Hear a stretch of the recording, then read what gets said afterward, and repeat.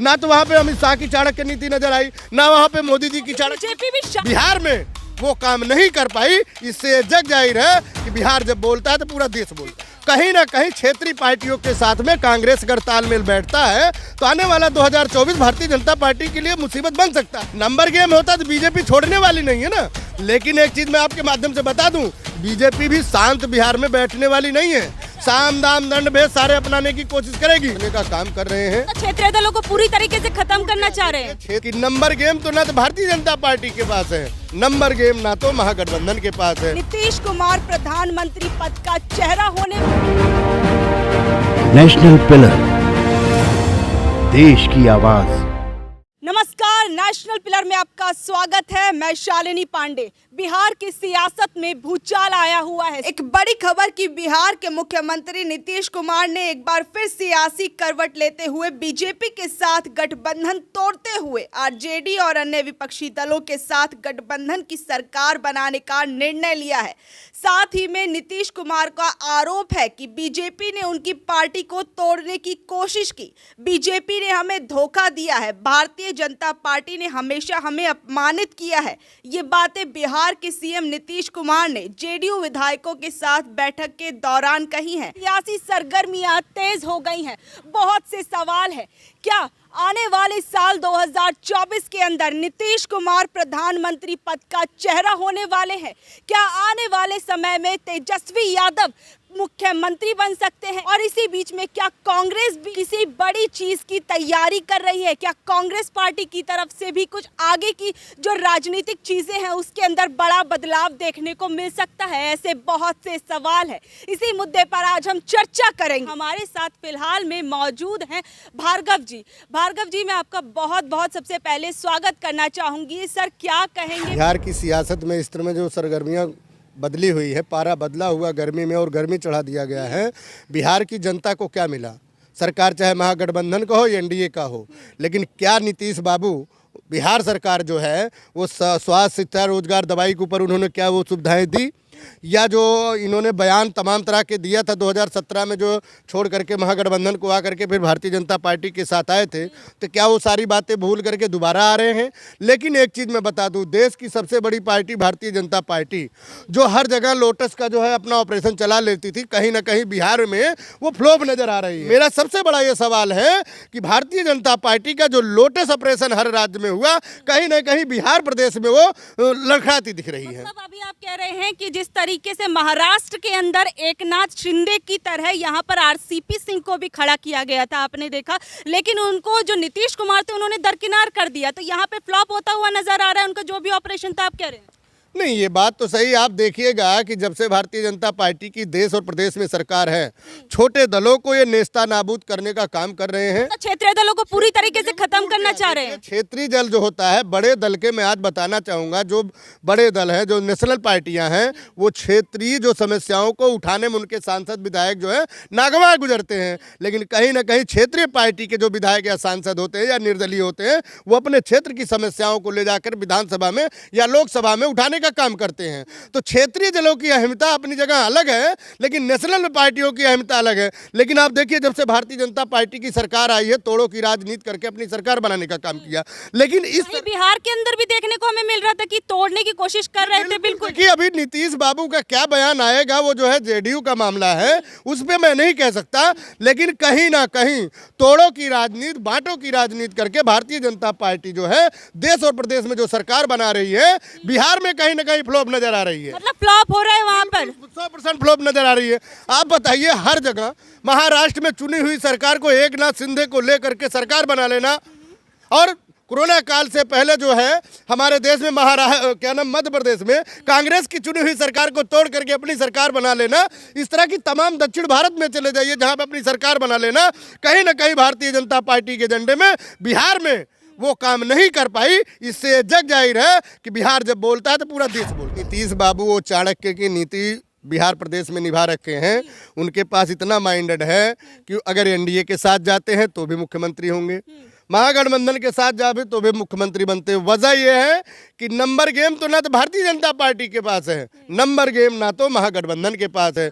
लेकिन चाणक्य नीति निभा करके नीतीश कुमार जी अगर माइंड गेम आप कह रहे हैं नीतीश कुमार के पास। लेकिन मैंने कहा सरकार को इधर से उधर पलट लेना या इधर से उधर कर लेना, क्या बिहार की जनता को शिक्षा, रोजगार, दवाई, स्वास्थ्य की जो बात करते थे नीतीश बाबू या सुशासन की बात करते थे, कहां खरे उतरे हैं।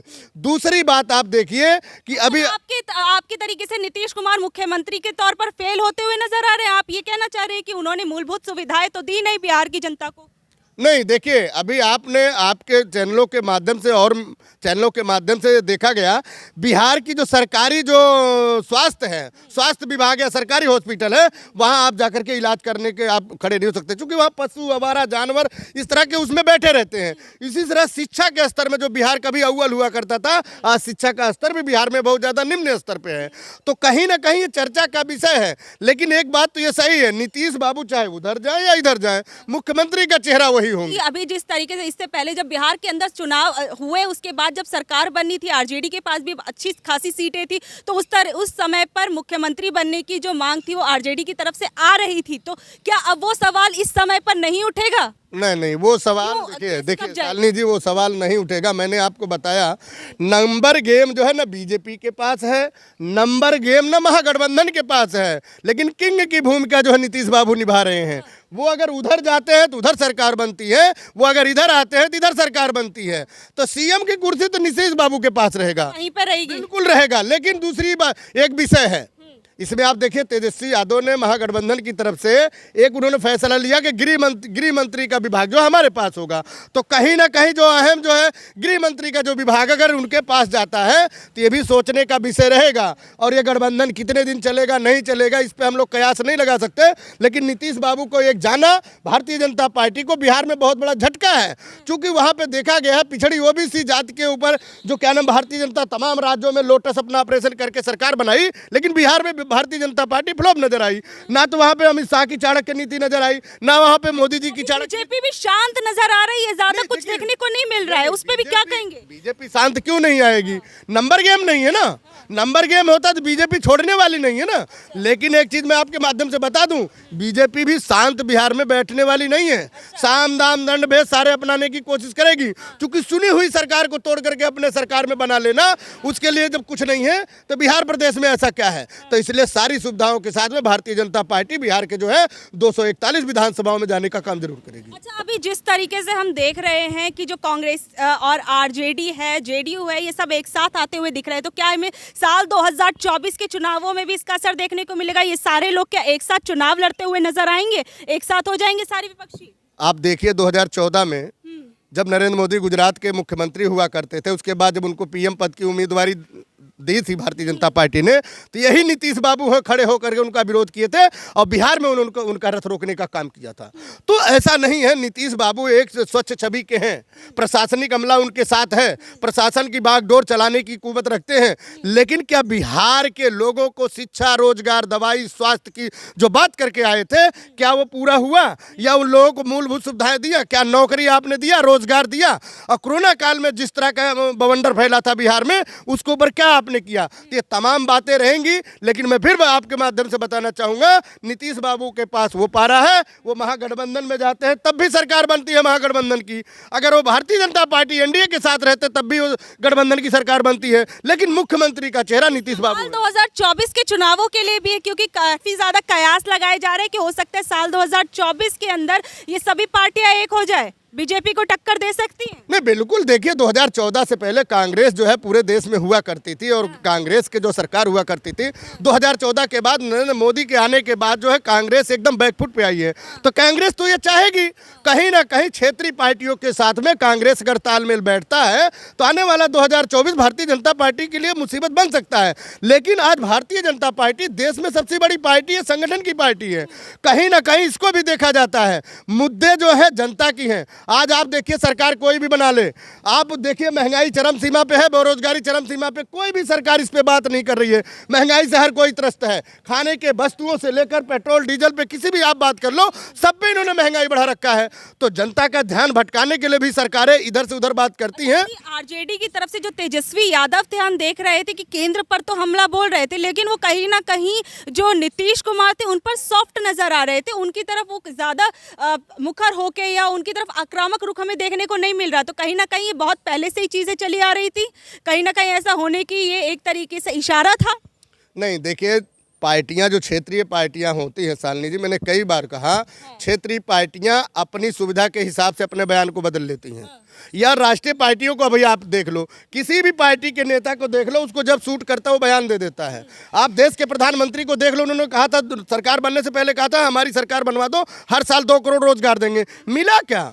आप बताएं, काला धन लाने की बात हुई थी, गैस सिलेंडर की कम होने की बात हुई थी, महंगाई कम होने की बात हुई थी। तो नेताओं के बयान पे मत जाइए, नेता सरकार में आके जनता के लिए क्या काम करता है उसकी बात करिए। मैंने बार बार कहा, शिक्षा, रोजगार, दवाई, स्वास्थ्य की बात। आप ये बताइए कि कहीं ना कहीं इस चीज की पहले से ही तैयारी की जाती, क्योंकि नीतीश कुमार जो थे काफी सारी बैठकों में नहीं जा रहे थे। अभी फिलहाल में नीति आयोग की बैठक में भी वो नहीं गए थे, जबकि बिहार के अंदर रहते वो सारे कार्यक्रम में जा रहे थे। लेकिन जो सभी पार्टियां जहां पर इकट्ठे हुए थे, बीजेपी की कोई कार्यक्रम होता तो वहां पर जाते हुए बसते हुए दिखाई देते थे। नहीं, अगर नीतीश कुमार को एनडीए को छोड़ना है तो जाहिर सी बात महागठबंधन की तरफ तो उनको मुंह मोड़ना था।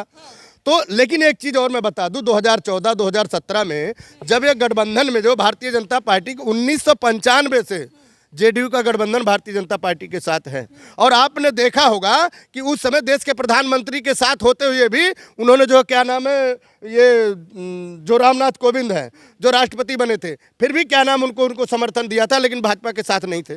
तो ये नीतीश बाबू का रहा। जरूरी नहीं है कि वो एनडीए के साथ है तो उनके कहने पे जाए, जरूरी नहीं है महागठबंधन के साथ है तो एनडीए के साथ जाए, ये उनका अपना विवेक रहता है। मैंने देखा है कई बार, कई मसलों पे वो उसके इतर होकर के काम करने का काम। जिस तरीके से कहीं ना कहीं ये भी देखने को मिल रहा था कि बहुत सारी चीजों में वो जो केंद्रीय पार्टी बीजेपी है उसके बहुत से फैसलों से नदारद नजर आते थे, लेकिन वो जो अपनी गुस्सा है, अपनी जो नाराजगी है, वो खुलकर जाहिर नहीं कर पा रहे थे। बहुत से ऐसे मुद्दे थे बिहार के अंदर भी, केंद्रीय राजनीति के अंदर भी, तो कहीं ना कहीं इन सब चीजों के लिए भी वो अलग होते हुए हमें नजर आए हैं क्या?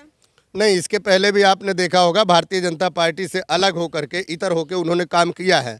कहीं ना कहीं ये दिखाने की एक साख छवि जो है दिखाने का काम करते थे कि मैं भी देश के लिए राजनीति में कुछ करना चाहता हूं, लेकिन खुलकर सामने नहीं आ पा रहे थे इस वजह से। नहीं, क्षेत्रीय पार्टी होने के नाते आपके पास माइंडेड तो होना चाहिए, लेकिन कांग्रेस के पास भी कुछ नहीं बचा है। कांग्रेस अपनी साख को बचाने के लिए कहीं ना कहीं नीतीश कुमार का साफ और भारतीय जनता पार्टी से पार तभी आप पा सकते हैं। भारत के जितने क्षेत्रीय दल हैं, छोटे छोटे दल हैं, सबको एक आकर के अगर लड़ाई लड़ेंगे तो इस देश का कुछ संभव होगा। मैं ये नहीं कहता कि भारतीय जनता पार्टी की सरकार अच्छी है, कांग्रेस की अच्छी है, लेकिन देश के 135 करोड़ जनता को जो महंगाई में, बेरोजगारी में झोंका गया है, उसकी जिम्मेवारी देश का कौन सा नेता, कौन सा मंत्री लेना चाहता? कोई नहीं लेना चाहता। तो बार बार मैं जनता की बात कर रहा हूं, जो महंगाई से त्रस्त हैं, जो बेरोजगारी से त्रस्त हैं, लोगों की नौकरियां चली जाती हैं, तमाम तरह की कानून व्यवस्था ध्वस्त है। रोजगार को तो छोड़ ही दो, आप स्वास्थ्य की व्यवस्था देख लो, चले जाइए चाहे उत्तर प्रदेश में, आप कहीं भी चले, शिक्षा के बारे में चले जाइए, तो कहीं ना कहीं जो मूलभूत सुविधाओं से हमारी जनता को गुमराह किया गया है, वो कौन सी सरकार अच्छी है जो इन चीजों को दे सकती है?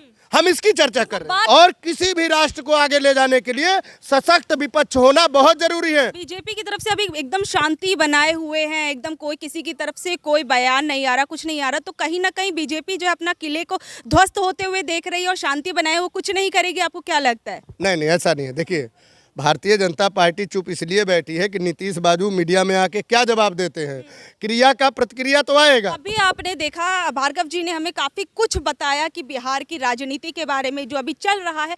आप लोग क्या सोचते हैं, किसकी सरकार बनेगी, कौन सत्ता में रहेगा, क्या बीजेपी चुप रह जाएगी? ऐसे बहुत से सवाल हैं जो कि अभी इस समय बिहार की राजनीति से उठ रहे हैं बड़े जोरदार तरीके से। आप लोग इस बारे में क्या सोचते हैं, नीचे दिए गए कमेंट बॉक्स में जरूर बताइएगा, और आगे की अपडेट्स के लिए बने रहिए हमारे साथ और देखते रहिए नेशनल पिलर।